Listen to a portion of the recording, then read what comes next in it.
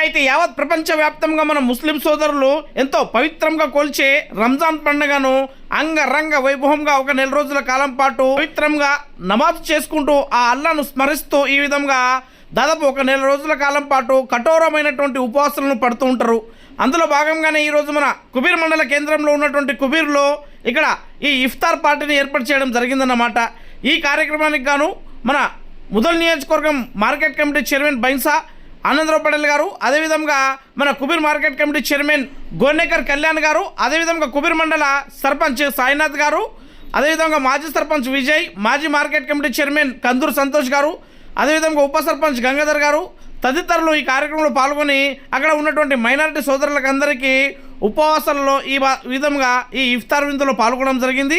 ప్రతి ఒక్కరికి అక్కడ శుభాకాంక్షలు తెలియపరుస్తూ ఈ నెల రోజుల కాలం పాటు ఆ అల్లాను స్మరిస్తూ ఎంతో కఠోరమైనటువంటి దీక్షతో చేపట్టినటువంటి ఈ ఉపవాసాలు విజయవంతమై ఆ అల్లా యొక్క ఆశీస్సులు పొందాలని అక్కడ కోరడం జరిగింది.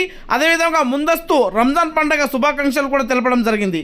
ఈ విధంగా అక్కడ ఖజూర్ అదేవిధంగా ఈ ఫ్రూట్స్ను వాళ్ళకు తినిపిస్తూ ఈ ఉపవాసాలను విరమింపజేయడం జరిగిందన్నమాట. అదేవిధంగా మన తెలంగాణ రాష్ట్ర ప్రభుత్వం ప్రతిష్టాత్మకంగా మైనారిటీ మిత్రుల కోసం ఇఫ్తార్ విందును కూడా ఏర్పాటు చేయడం జరిగింది.